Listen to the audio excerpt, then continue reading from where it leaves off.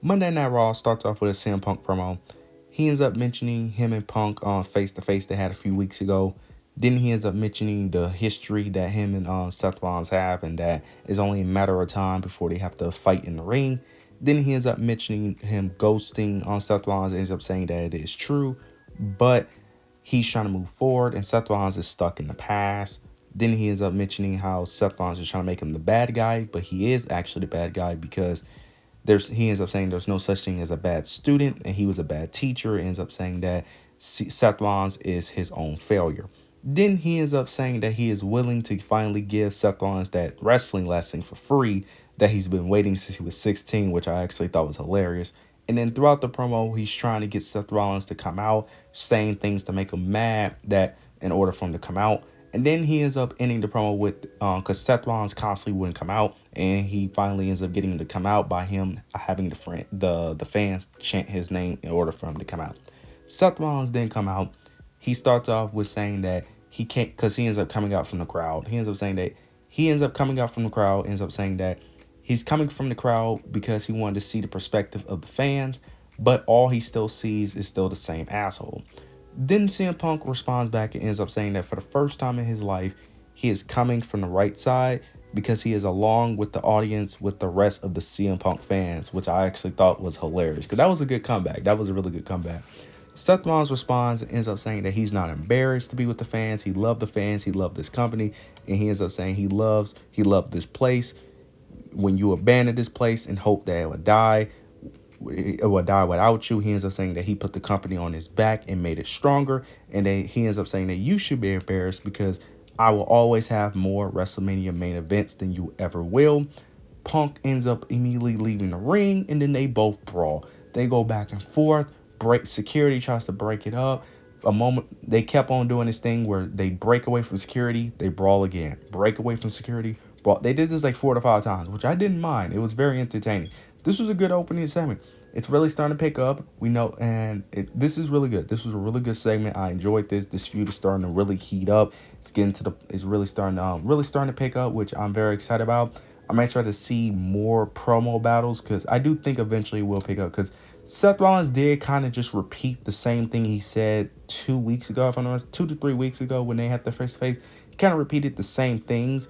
I know Seth Rollins could come harder than what he did in this promo. I know eventually he will. I think it's just really going to pick up once we move to Netflix. That's when they're really going to pick up. So I'm interested to see how this plays out. But this was really good. This was a really good opening segment, and I'm excited for their feud. And I'm excited for how this story plays out.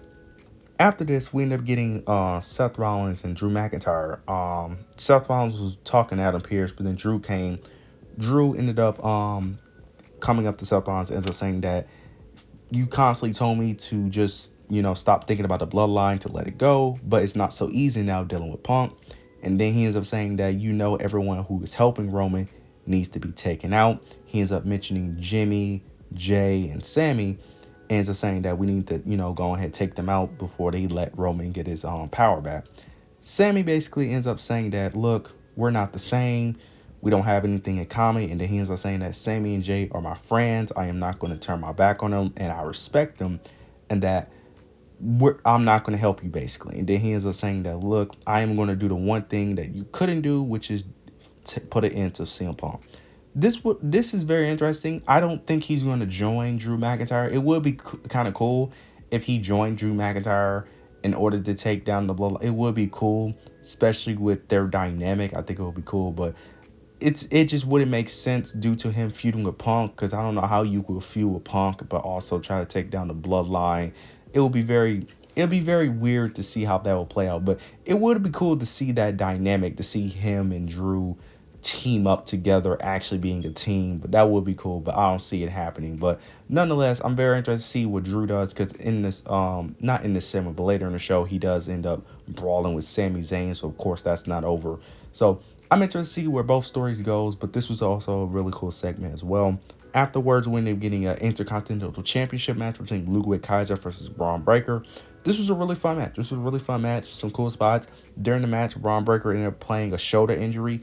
Now, typically, I don't like injury angles in general, but this is one of the rare examples where I can't really complain about it because I think it was done well, and it it made sense. Now, did they need to do it? Not really. I feel like you could have got you would have got the same ending regardless, but I do like the way they did it, and I think it was done in a good way. This is one of the few examples of an injury angle where it didn't make me mad and was done in a good way due to it being Braun Breaker. Because Braun Breaker is built up as this unstoppable force that can, take all damage and all that, and then he's supposed to be this unbeatable guy. So him playing an injury angle and still being dominant, it makes sense for that story. But I don't like it when other guys are just having injuries and still winning. But in this situation, it makes sense. I enjoyed this match. This was a fun match. Braun Breaker ends up retaining. Interested to see what's next for him, especially due to Sheamus supposed to be written off TV for a minute. I don't know how long he's gonna be written off TV, but I'm interested to see what's next for Braun Breaker in his Intercontinental Championship run. After this, we end up getting a Liv Morgan promo.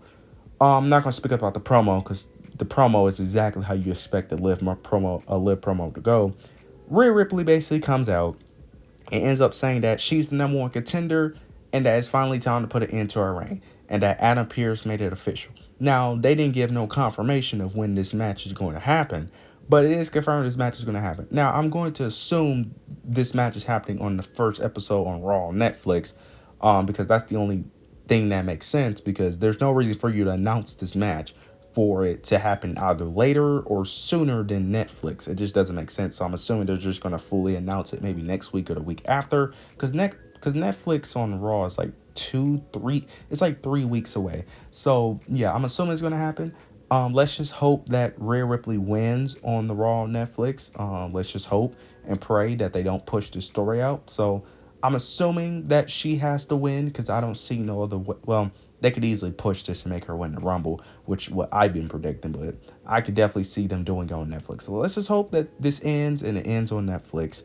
After this, we end up getting the women's intercontinental championship tournament. This is still like part of the first round, if I'm not mistaken. We get Raquel, Kaden Carter versus Zoe Stark. This was actually shocking. The Raquel Rodriguez, I can never pronounce her last name. Raquel actually lost this match, and it was Zoe Stark that won. And I'm actually happy with this decision. I actually like the decision a lot because I didn't want to see Raquel advance, because Raquel, in my opinion, is just not ready. In my opinion, she just needs more time. And then Zoe Stark, I'm not saying Zoe Stark is like the greatest pick, but I say she's further along than Raquel, in my opinion. And plus, PFC needed something. I think PFC needed a win more than Raquel. Raquel is with Liv Morgan. Raquel was already built weak anyway, so if anyone's saying this makes her look weaker, I mean, she was already looking weak regardless. I mean, I don't know how much weaker she can really look. So her losing this match doesn't really ruin her credibility when she had none. But Zoe Stark, this builds up PFC. Now she's going to lose to Dakota Kai next week because they ended up playing an angle where PFC attacked Kairi Sane. Actually, Zoe Stark may actually go to the finals because I've been saying that they needed a heel face dynamic. And I think I'm not going to say it's obvious, but I think Lyra Valkyria is going to the finals.